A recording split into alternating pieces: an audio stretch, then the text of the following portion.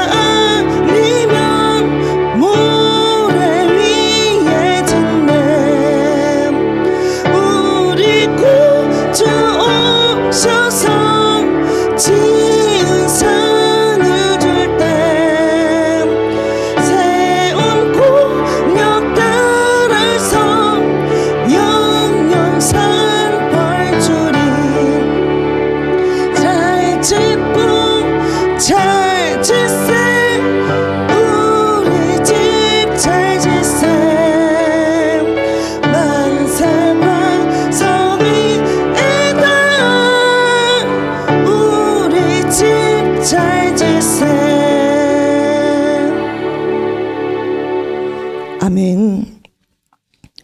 자비로우신 하나님 아버지, 오늘 또 호흡이 있는 생명의 날을 허락해 주심을 감사합니다.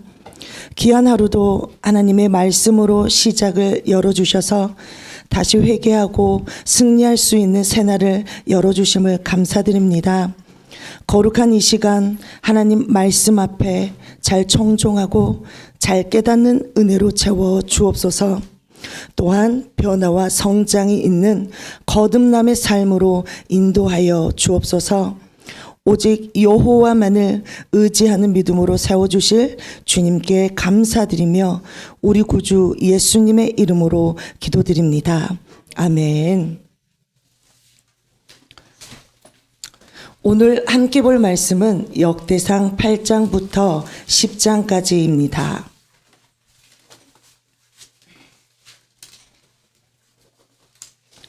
함께 교독하겠습니다. 8장. 베냐민이 낳은 자는 맏아들 벨라와 둘째 아스벨과 셋째 아하라와 넷째 노하와 다섯째 라바이며 벨라에게 아들들이 있으니 곧 앗달과 게라와 아비훗과 아비수아와 나만과 아호와와 게라와 수부반과 후람이라. 에우스의 아들들은 이가 아니라 그들은 게바 주민의 우두머리로서 사로잡혀 마나앗으로 갔으니 곧 나아만과 아하이야와 게라이며 게라는 또 우사와 아히훗을 낳았으며 사라임은 두 아내 무심과 바라를 내보낸 후에 모압 땅에서 자녀를 낳았으니 그의 아내 호데스에게서 낳은 자는 요밥과 시비야와 메사와 말감과 요수와 사비아와 미르마이니 이 아들들은 우두머리이며 또 그의 아내 후심에게서 아비둡과 엘바를 낳았으며 엘바의 아들들은 예벨과 이삭과 세메시니 그는 오노와 롯과 그 주변 마을들을 세웠고 또 브리아와 세마이니 그들은 아얄론 주민의 우두머리가 되어 그들이 가드 주민을 쫓아냈더라. 아이오와 사삭과 여레목과 스바디아와 아랏과 에델과 미갈과 이스바와 요한은 다 브리아의 아들들이요 스바디아와 무술람과 이스기와 헤벨과 이스브레와 이슬리아와 요박은 다 엘바의 아들들이요 야김과 시그리와 삽디와 엘리에네와 실레와 엘리엘과 아다야와 브라야와 시므랏은 다 시므이의 아들들이요 이스반과 예벨과 엘리엘과 압돈과 시그리와 하난과 하나냐와 옐람과 안도디아와 이브디야와 분우엘은 다 사삭의 아들들이요 삼수레와 사리아와 달랴와 야레시아와 엘리야와 시그리는 다 요로함의 아들들이니 그들은 다 가문의 우두머리이며 그들의 족보의 우두머리로서 예루살렘에 거주하였더라. 기브온의 조상 여이엘은 기브온에 거주하였으니 그 아내의 이름은 마아가며 장자는 압돈이요 다음은 술과 기스와 발과 나답과 그돌과 아히오와 세겔이며 이글롯은 시므아를 낳았으며 그들은 친족들과 더불어 마주하고 예루살렘에 거주하였더라.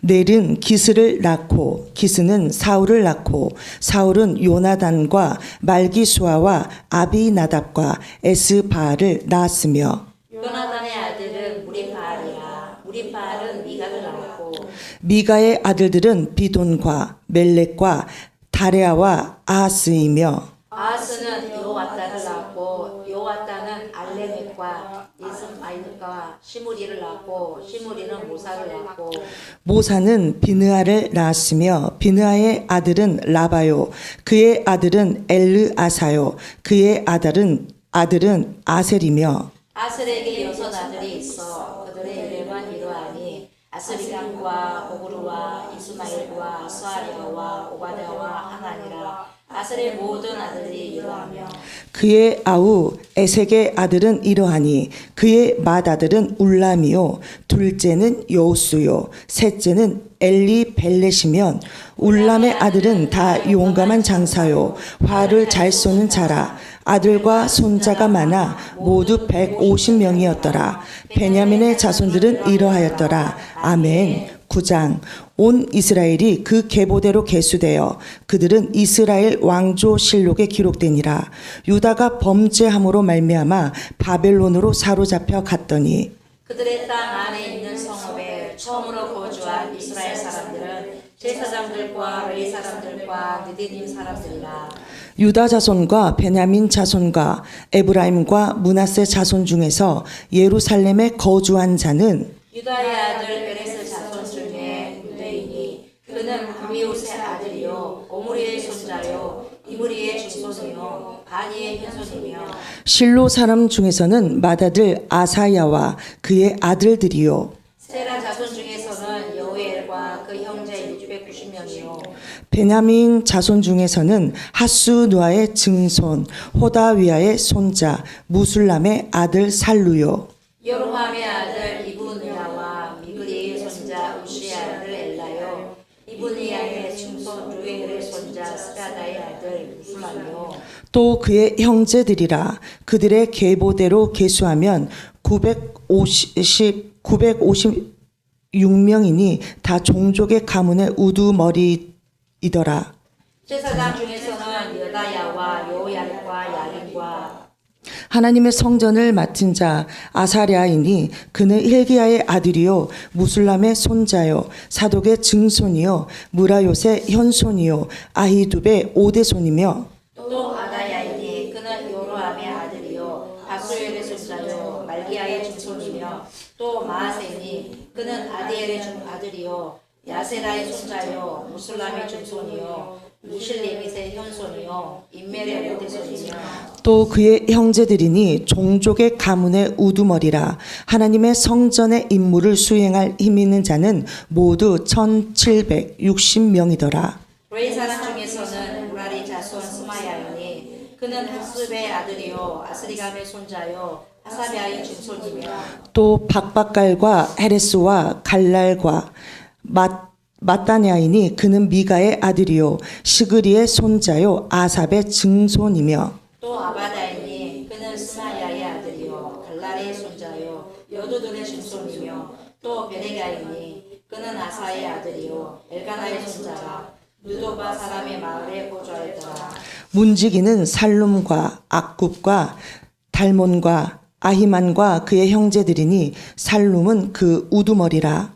이 사람들은 전에 왕의 문 동쪽 곧 레이 자손의 진영의 문지기이며 고라의 증손 에비아삽의 손자 고레의 아들 살룸과 그의 종족 형제 곧 고라의 자손이 수종 드는 일을 맡아 성막 문들을 지켰으니 그들의 조상들도 여호와의 진영을 맡고 출입문을 지켰으며 여호와께서 함께하신 엘라사의 아들 비나스가 옛적에 그의 무리를 건너고 무셀 레미야의 아들 스가랴는 회막 문지기가 되었더라. 택함을 입어 문지기 된 자가 모두 212명이니 이는 그들의 마을에서 그들의 계보대로 계수된 자요 다윗과 선견자 사무엘이 전에 세워서 이 직분을 맡긴 자라. 그들과 그들의 자손이 그 순찰을 쫓아 여호와의 성전 곧 성막 문을 지켰는데 이 문지기가 동서남북 사방에 섰고 그들의 마을에 있는 형제들은 이레마다 와서 그들과 함께 있으니 이는 문지기의 우두머리 된 레이 사람 넷이 중요한 직분을 맡아 하나님의 성전 모든 방과 곳간을 지켰습니다. 그들은 하나님의 성전을 맡은 직분이 있으므로 성전 주위에서 밤을 지내며 아침마다 문을 여는 책임이 그들에게 있었더라. 그 중에 어떤 자는 숨기는 데 쓰는 기구를 맡아서 그 수요대로 데려가고 수요대로 내오며 또 어떤 자는 성소의 기구와 모든 그릇과 고운 가루와 포도주와 기름과 유향과 향품을 맡았으며 또 제사장의 아들 중에 어떤 자는 향품으로 향기름을 만들었으며 고라 자손 살룸의 맏아들 마띠다라 하는 레이 사람은 전병을 굽는 일을 맡았으며 또 그의 형제 그가 자손 중에 어떤 자는 진설하는 떡을 맡아 안식일마다 준비하였더라. 또 찬송하는 자가 있으니 곧 레위 우두머리라. 그들은 골방에 거주하면서 주야로 자기 직분에 전념함으로 다른 일은 하지 아니하였더라. 그들은 다 레이 가문의 우두머리이며 그들의 족보의 우두머리로서 예루살렘에 거주하였더라. 기브온의 조상 여이엘은 기브온에 거주하였으니 그의 아내의 이름은 마아가라. 그의 맏아들은 압돈이요 다음은 술과 기스와 활과 넬과 나답과 그돌과 아히오와 스가랴와 미글롯이며 미글롯은 시므함을 낳았으니 그들은 그들의 친족들과 더불어 마주하고 예루살렘에 거주하였더라. 넬은 기스를 낳고 기스는 사울을 낳고 사울은 요나단과 말기수아와 아비나답과 에스바알을 낳았으며 요나단의 아이들은 우리바알이라. 우리바알은 미가를 낳았고 미가의 아들들은 비돈과 멜렉과 다레아와 아하스이며 아하스는 예라를 낳고 예라는 아레멕과 아스마리코와 시므리를 낳고 시므리는 모사를 낳고 모사는 비느아를 낳았으며 비느아의 아들은 르바야요 그의 아들은 엘르아사요 그의 아들은 아셀이며 아셀이 6 아들이 있으니 그들의 이름은 아스리감과 보그루와 이스마엘과 스아랴와 오바댜와 하나니라. 아셀의 아들들이 이러하였더라. 아멘. 10장. 블레셋 사람들과 이스라엘이 싸우더니 이스라엘 사람들이 블레셋 사람들 앞에서 도망하다가 길보아 산에서 죽임을 당하여 엎드러지니라. 블레셋 사람들이 사울과 그 아들들을 추격하여 블레셋 사람들이 사울의 아들 요나단과 아비나답과 말기수아를 죽이고 사울을 맹렬히 치며 활 쏘는 자가 사울에게 따라 미침에 사울이 그 쏘는 자로 말미암아 심히 다급하여 사울이 자기의 무게를 가진 자에게 이르되 너는 칼을 빼어 그것으로 나를 찌르라. 할례 받지 못한 자들이 와서 나를 욕되게 할까 두려워하노라. 그러나 그의 무기를 가진 자가 심히 두려워하여 행하기를 원하지 아니하매 사울이 자기 칼을 뽑아서 그 위에 엎드러지니 무기 가진 자가 사울이 죽는 것을 보고 자기도 칼에 엎드러져 죽으니라. 이와 같이 사울과 그의 세 아들과 그 온 집안이 함께 죽으니라. 골짜기에 있는 모든 이스라엘 사람이 그들의 도망한 것과 사울과 그의 아들들이 다 죽은 것을 보고 그 성읍들을 버리고 도망하매 블레셋 사람들이 와서 거기에 거주하니라. 이튿날에 블레셋 사람들이 와서 죽임을 당한 자의 옷을 벗기다가 사울과 그의 아들들이 길보아 산에 엎드러졌음을 보고 곧 사울의 옷을 벗기고 그의 머리와 갑옷을 가져다가 사람을 블레셋 땅 사방에 보내 모든 이방 신전과 그 백성에게 소식을 전하고 사울의 갑옷을 그들의 신전에 두고 그의 머리를 다곤의 신전에 던지라.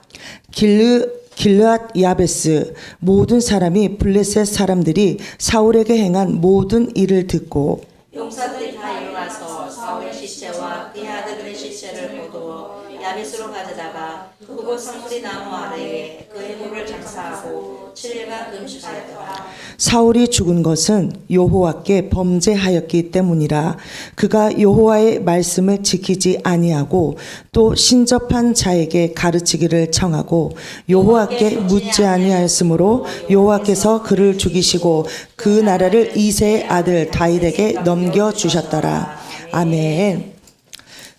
이 시간 함께 은혜 나눌 말씀으로는 역대상 10장 13절과 14절 말씀입니다.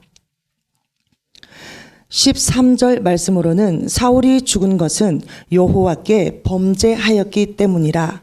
그가 여호와의 말씀을 지키지 아니하고 또 신접한 자에게 가르치기를 청하고 14절 여호와께 묻지 아니하였으므로 여호와께서 그를 죽이시고 그 나라를 이새의 아들 다윗에게 넘겨주셨더라. 아멘.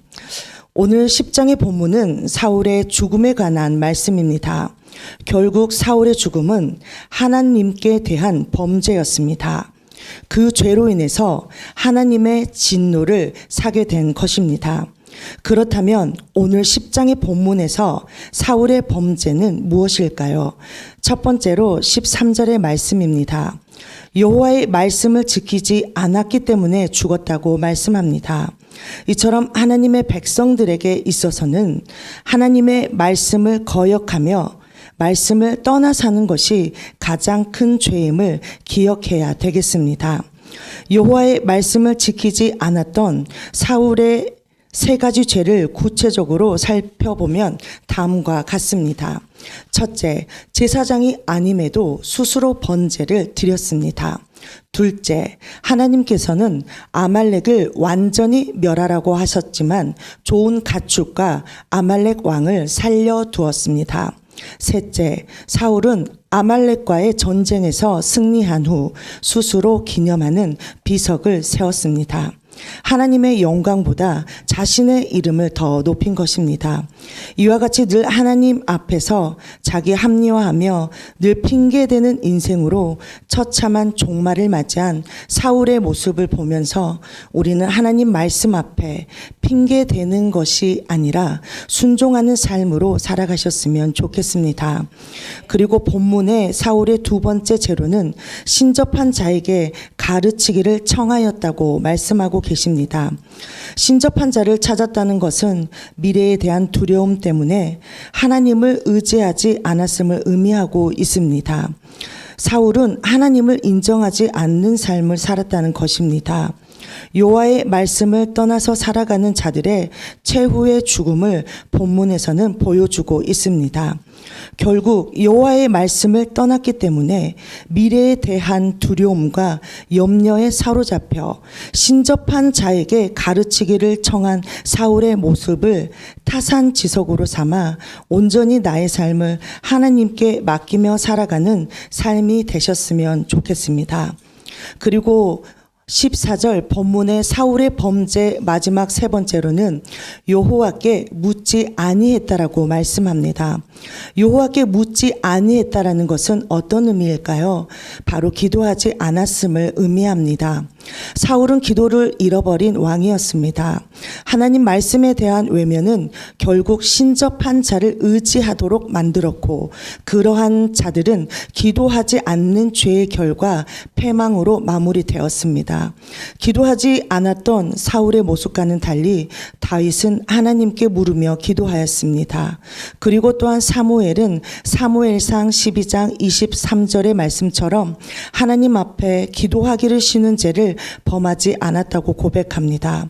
이와 같이 우리의 삶도 기도함을 통해서 여호와 하나님만을 의지하는 삶을 살아가셨으면 좋겠습니다.